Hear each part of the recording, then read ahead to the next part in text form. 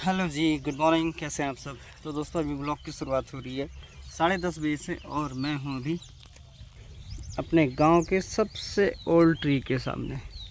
ये देखिए, ये है सैमल ट्री और यहाँ पर पहले 5 ट्री हुआ करते थे, इतने ही बड़े साइज़ के। अब देख सकते हो कि इसका पैर ऐसा लगता है जैसे कि डायनासोर का पैर होगा। यहाँ पे 5 पेड़ हुआ करते थे। आज की डेट में यहाँ पे 3 पेड़ बचे हुए हैं। एक सबसे मोटा ये है, फिर इससे थोड़ा कम वो, और उससे कम थोड़ा ये। इस वाले पेड़ पे तो एक बार जो आकाशीय बिजली होती है वो भी गिरी थी, तो पूरा फटा हुआ था। अब तो उस पेड़ ने जो उस पे घाव था वो धीरे धीरे भर चुका है। ये देखिए, दिखाता हूँ आपको।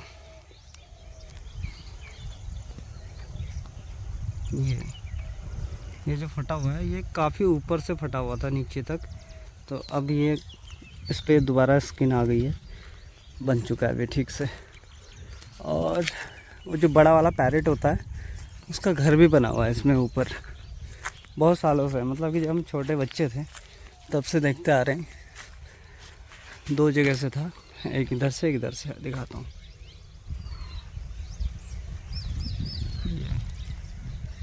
एक उनकी एंट्री यहाँ से है और एक एंट्री है यहाँ से।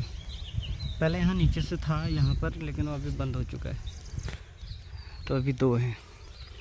और सामने है हमारा माउंटेन हाउस। ये माउंटेन हाउस, इसका नाम इसलिए पड़ा, वरुण ने दिया इसका नाम माउंटेन हाउस, क्योंकि सामने पूरा माउंटेन्स का व्यू दिखता है ना चारों तरफ से, पूरा 360 पूरा हिल्स दिखते हैं। वहाँ से मोंटी देख रहा है मुझे।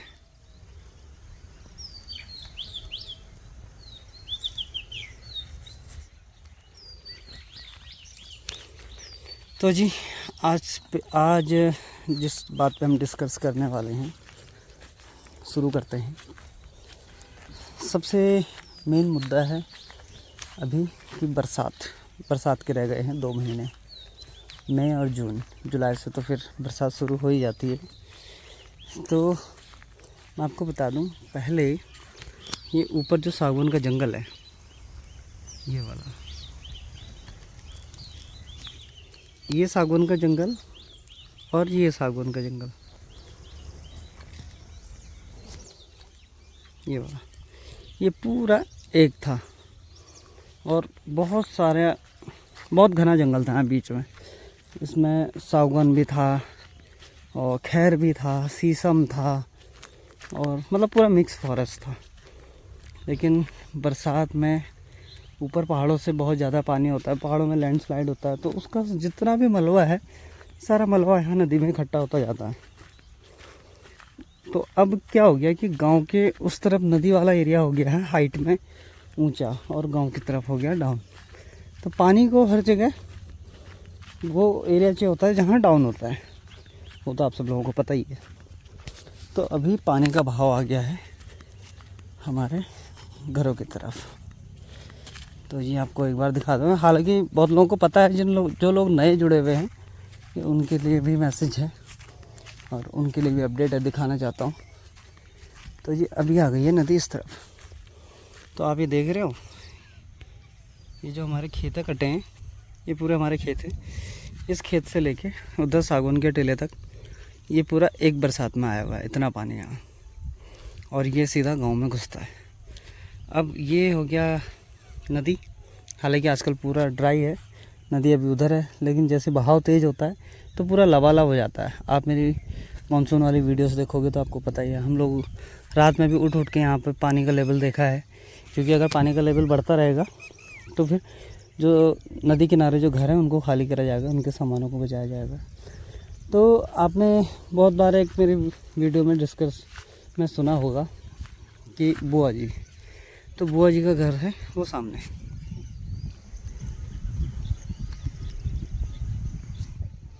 ये वाला वो हाथियों ने बहुत बार तोड़ा।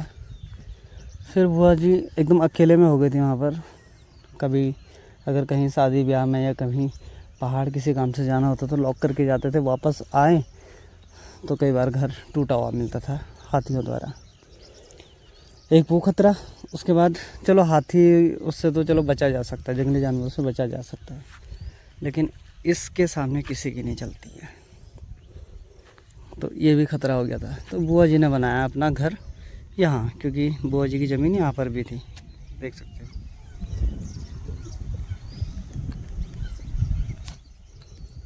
ये वाला।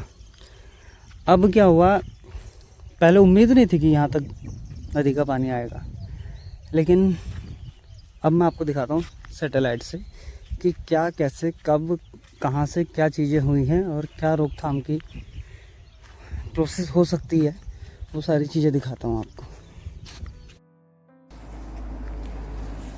तो दोस्तों, अभी थोड़ी देर पहले मैंने आपको बताया था ना कि मैं आपको सैटेलाइट से दिखाता हूँ।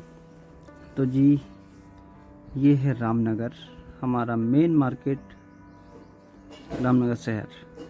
इसके बाद पूरा जिम कॉर्बेट शुरू हो जाता है। ये बिजरानी जोन, रिंगोड़ा, लदवा, डिकोली, देखिए ये है गिरजे टेम्पल। अब गिरजे टेम्पल से हमारा गांव शुरू हो जाता है, सुंदरखाल। गिरजे टेम्पल, देवी चौड़ा, फिर करोजिया, फिर सुंदरखाल, फिर आता है पनोद। अलग अलग हिस्से में बटा हुआ है, तो उस तरीके से नाम दिया है, जैसे सेक्टर 1 सेक्टर 2 होता है, इस तरीके से। अब ये है हमारा कैफ़े, छोटा भीम पॉइंट। यहाँ से आप देख सकते हैं पीछे पूरा रिवर का व्यू दिख रहा है। देखिए ये किस तरीके से नदी बह रही है, देखो। और गांव का एरिया कितना छोटा है और रिवर का पार्ट देखो कितना बड़ा है। तो ये सब पहले नहीं था, ये अब हुआ है। तो मैं दिखाता हूँ, ये जो आपको दिख रहा है ग्राउंड, ये हमारा ग्राउंड जो अभी थोड़ी देर पहले मैं खड़ा था।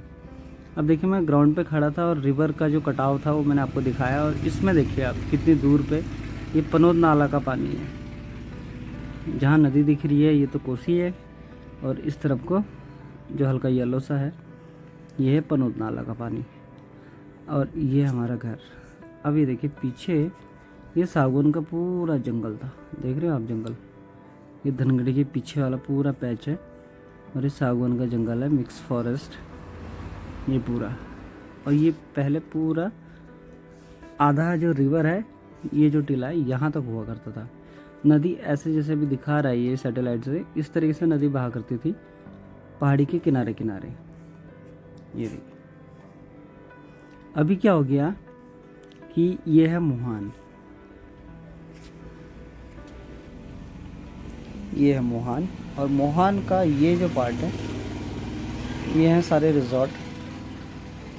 सबसे पहले लेमन ट्री, मैंगो ब्लूम, फिर इधर कई सारे रिजॉर्ट है। देखिए ये अब यहाँ रिजॉर्ट वाले ने क्या करा कि पूरी वॉल दे दी। ठीक है भाई, अपनी सेफ्टी हर कोई करता है। इन्होंने यहाँ से वॉल दी, यहाँ का पानी डायरेक्ट चुकुम विलेज गया। ये पूरा चुकुम विलेज है, पानी चुकुम विलेज गया। यहाँ थोड़ा चकडाम डाले हुए हैं ये वाले, तो यहाँ थोड़ा रोकथाम हो गया। नीचे वाले एरिया पे चकडाम नहीं थे और नीचे वाला एरिया पूरा बह चुका। ये वाला एरिया है घुराबाग। हालांकि इसमें भी ये घर दिखा रहा है, बट ये सारे घर बह चुके हैं। ये देखिए ये सब बह चुके हैं ये घर। तो नदी ने क्या करा कि नदी हमेशा सांप की तरह चलती है, लेफ़्ट राइट लेफ़्ट राइट। तो मोहान से पानी का बहाव गया चुकुम। चुकुम में फिर इस पहाड़ी पे टकराता है, घुराबाग वाली पहाड़ी पे, और यहाँ से पानी का फ्लो आता है सीधा हमारे गांव की तरफ, पनोद। पनोद में जो आप देख रहे हो ये पनोद नाला है, ये वाला नाला ये। तो अब पूरी कोसी नदी का पानी इस पनोद नाले में बहता है। तो जी सैटेलाइट से इस तरीके से है। तो ये है हमारा ग्राउंड, ये वाला। तो पानी का ये जो बहाव है ये यहाँ से इस तरीके से आ रहा है, ऐसे ऐसे ऐसे, और यहाँ से ये ग्राउंड आधा कट चुका है और गांव की तरफ को यहाँ नदी बह रही है। तो ये है हमारा घर, और हमारा घर का जो खेत है ये भी आधा कट चुका है। तो अब ये है कि जो रिवर वाला बेल्ट है वो हाइट हो गया, क्योंकि पहाड़ों का सारा लैंडस्लाइड वगैरह वगैरह सारा मलबा नीचे आ रहा है। तो उस तरफ को नदी की साइड हो गया ऊंचा, गांव की तरफ हो गया डाउन। तो जहाँ डाउन होगा तो पानी उसी तरफ को बहेगा।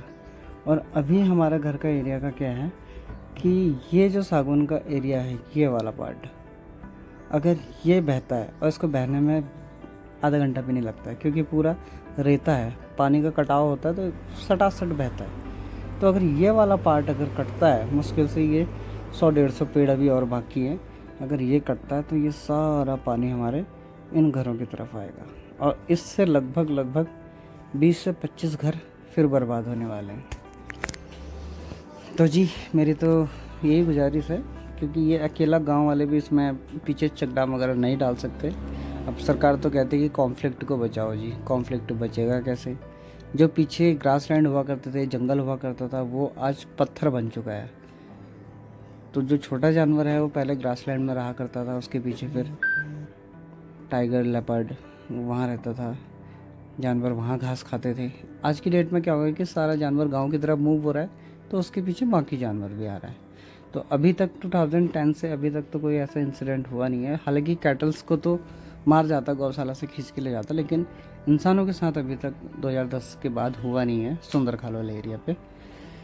तो जी ये है, आप कमेंट करके बताएं कि आपकी क्या सजेशन है।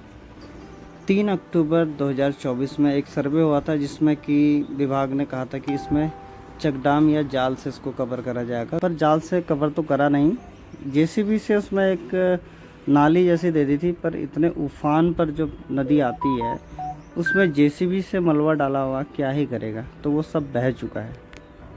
तो जी लोग आज भी परेशान हैं, 2010 से परेशान हैं। और जैसे ही मानसून की पहली बारिश आती है तो जो नदी किनारे के लोग हैं वो सब अपना सामान लेके सेफ जगह पर रख देते हैं। तो जी मेरा तो प्रशासन से यही अनुरोध है कि इस गांव को सेफ करने के लिए और नेचर को बचाने के लिए यहाँ पर चेक डैम डाले जाएं।